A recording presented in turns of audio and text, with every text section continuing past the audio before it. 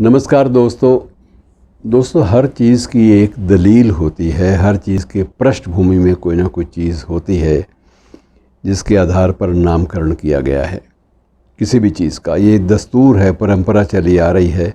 ये बात अलग है कि बहुत सारे जो व्यक्तियों के नाम हैं, शख्सियतों के नाम हैं, उसमें कई बार ये भी होता है कि जानबूझकर भी नाम ऐसे रखे जाते हैं कि बहुत संपन्न परिवार में कोई पैदा हुआ है तो उसका नाम गरीब दास रख देते हैं। तो ये एक परंपरा सी है कि इससे विनम्रता सिद्ध होती है और कुदरत नाराज़ नहीं होती। तो ये एक प्रकार से बहुत सारे आपने देखे होंगे, कई नाम ऐसे हैं कि नाम गरीब दास होता है लेकिन वो दुनिया का सबसे बड़ा या अपने क्षेत्र का सबसे बड़ा अमीर आदमी होता है। बहरहाल आज जो नामकरण की जो मुख्य रूप से जो रुचिकर मुद्दा है वो मैं आपके सामने पेश करना चाहता हूँ। थोड़ी जानकारी बांट लें आपस में दोस्तों। जब माहौल ऐसा गलत हो तो जो बाकी आसपास ज़िंदगी तो है, ज़िंदगी चलती है, कोरोना के बावजूद ज़िंदगी चलती है। कोरोना के बावजूद भी तूफ़ान आया है जो आजकल बरपा है। एक वो कि तूफ़ान जो है वो बरपा होते हैं, तूफ़ान जो है वो आते हैं अचानक और बहुत सारी तबाही ले आते हैं। ज़िंदगी में भी तूफ़ान आते हैं, वो भी बड़ा हलचल मचाते हैं। और जब नेचर, प्रकृति कोई तूफ़ान लाती है तो मित्रों वो भी अलग से उनका दर्शन है, उनकी एक फ़िलॉसफ़ी है। ऐसा नहीं है कि आप ये कहें कि सडनली आ जाएं। लेकिन ये ज़रूर है कि अब जो तूफ़ान आया है, अब इसका जब ये कमेंटेटर्स दे रहे थे तो उसमें कहते हैं कि एक हवाएं इधर से चलीं, दक्षिण दिशा से चलीं, और वो जब हवाएं जो हैं तेज़ वो समुद्र के पानी से टकराईं तो उसके बाद वो लौटी, तो वो उत्तर की ओर लौटी।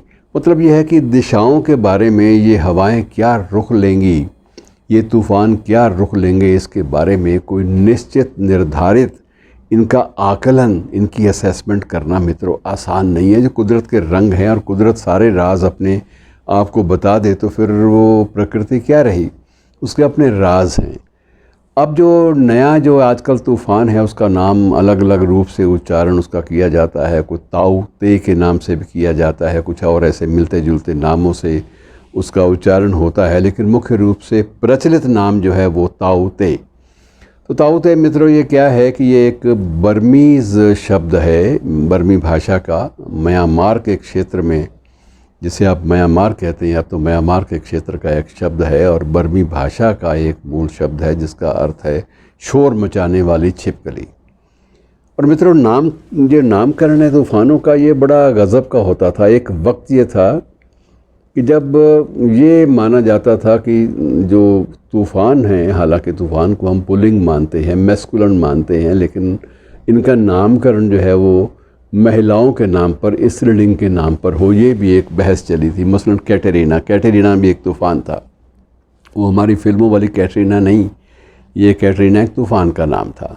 तो ऐसे बहुत सारे एक परंपरा थी। और उसके बाद ये 19वीं शताब्दी जब समाप्त होने को आई तब ये विचार आया कि ये गलत है, हमें इस तरह से लिंग भेद नहीं करना चाहिए। तूफ़ान है और उसमें हमेशा हम स्त्रियों के नाम पर इसका नामकरण करें, ये गलत है। स्त्रियां सभी इतनी क्रूर नहीं होती, उनमें कोमल अंश भी होता है। तो इसलिए नामकरण के बारे में ये रवैया बदला गया कि नाम जो है वो पुल्लिंग भी रखे जाने लगे। अब ताऊ ते ये बर्मी भाषा का पुल्लिंग शब्द है, हालांकि इसका जो इसका ताल्लुक़ है वो शोर मचाने वाली छिपकली से है। अब छिपकली नर भी हो सकती है, छिपकली मादा भी हो सकती है, ये आप बहस करते रहिए, भाषाविद करते रहें, हमें इससे क्या लेना देना। लेकिन ये सिलसिला कब से शुरू हुआ, थोड़ा सा इतिहास को जान लेना चाहिए मित्रों। ये 19वीं शताब्दी के जो पूर्वार्ध था, पहले वाला हिस्सा था, उसमें शुरू हुआ। और सबसे पहले 1842 में एक तूफ़ान आया था, बहुत ज़बरदस्त तूफ़ान था, नाम था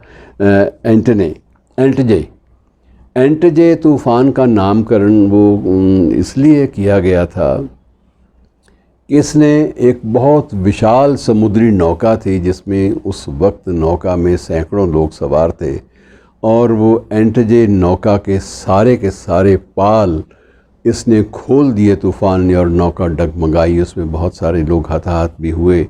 ये एक लंबी कहानी है। बहरहाल नामकरण जो पहला था वो जो प्रचलित हमारे इतिहास में जो रिसेंट हिस्ट्री है उसमें 1842 का जिक्र आता है, जब एंटजे के नाम से तूफ़ान का नामकरण हुआ। और एंटजे एक नौका का नाम था, समुद्री नौका, बड़ी विशालकाय थी। और उसके बाद ये सिलसिला चलता रहा। कई बार ये भी होता है कि जब तूफ़ान का आकलन मौसम विज्ञानी करते हैं कि तूफ़ान आने वाला है, इसका थोड़ा सा संकेत मिल जाते हैं। पुराने वक्तों में हमारे परिंदे बता देते थे कि ये मौसम ठीक नहीं है, बरसात आने वाली है, तूफ़ान आने वाला है, आंधी आने वाली है।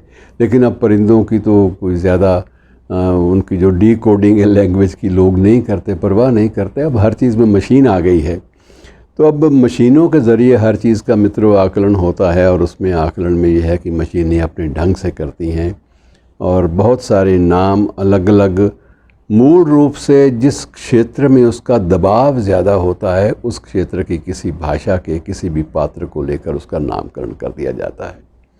तो ये एक अपने आप में रुचिकर जानकारी है जो आपस में बांट लेनी चाहिए।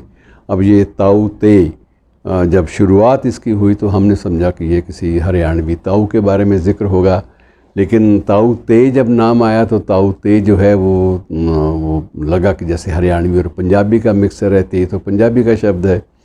बहरहाल ये बहस रुचिकर आम आदमी के लिए थी, लेकिन वैज्ञानिकों के लिए जो भूगर्भ के वैज्ञानिक हैं और जो मौसम विज्ञानी हैं उनके लिए शोध का विषय होता है। और वो नामकरण सिर्फ इसलिए करते हैं ताकि अगर शोध करना पड़े, उसका ज़िक्र करना पड़े ऐतिहासिक परिप्रेक्ष्य में, तो किसी नाम से करें। अकेले तूफ़ान से तो बात बनती नहीं है, तो तूफ़ान को कोई ना कोई नाम दे दिया जाता था और नाम पर बड़ी अच्छी लंबी चौड़ी बहस भी होती थी। अब आप प्रार्थना करें, दुआ करें कि ये जो ताऊ ते आया है ये बहुत ज़्यादा तबाही ना लाए, क्योंकि ये सारा का सारा जो प्रभावित क्षेत्र है इसमें पहले से ही एक तबाही का मंज़र बना हुआ है। और वो तबाही का मंज़र कोरोना के रूप में हमारे सामने ऑलरेडी है, और उसके बाद ये जो ब्लैक फंगस है उसके रूप में भी सामने आने लगा है। तो बहुत सारी चीज़ें, दुखों का एक मित्रों, चुनौतीपूर्ण दुखों की एक मुद्रा है जिसका हमें सामना करना है और दिलेरी के साथ करना है, चाहे वो ताऊते हो या कोरोना हो या कोई भी अन्य बीमारी ब्लैक फंगस जैसी।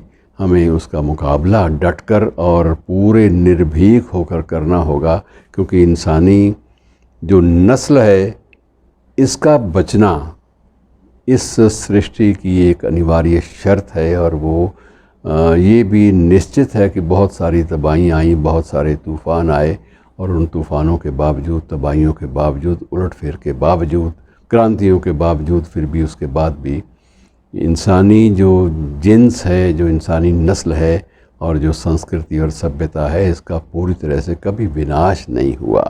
ह्रास ज़रूर हुआ बीच में, कभी जीवन मूल्य गिर गए, कभी ऊपर आ गए, लेकिन ऐसा नहीं है। और इसलिए हमें संकल्पबद्ध रहना चाहिए, चाहे कैटरीना हो, चाहे ये ताऊते हो, हम इसका डटकर मुकाबला करेंगे। और हमारे लोग जीवट वाले हैं, और कहीं कोई तबाही आती भी है, विनाश होता है, तो उसके बाद हम फ़ौरन पुनर्निर्माण की प्रक्रिया शुरू कर देते हैं। शुक्रिया दोस्तों, आज इतना ही।